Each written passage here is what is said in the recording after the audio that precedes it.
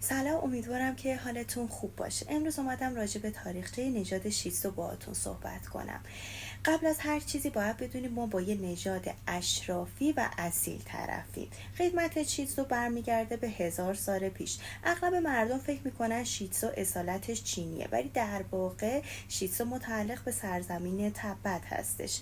تبت همسایه غربی چین بوده که تا سال 1950 یک کشور مستقل بوده.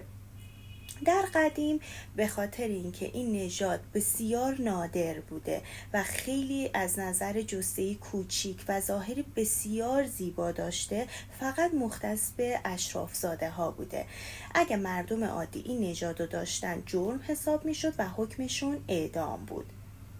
یه نظریه وجود داره که میگن که شیتسو هدیه پادشاه تبت به امپراتور چینه که چینی‌ها این نژاد رو میگیرن و میکس میکنن با نژادایی مثل پاگ، مثل پیکینیز و حالا نژادهای دیگه پرورش میدن.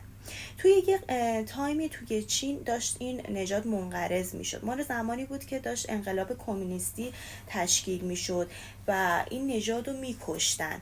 همونطور که گفتم به خاطر اینکه شیتسو نماد سرمایه‌داری و اشرافی بوده و حالت سلطنتی داشته، ولی حالا دوباره تونستن این نژاد رو احیا بکنن. خوشحال میشم کانال ما رو سابسکرایب کنید و همراه ما باشید. مرسی.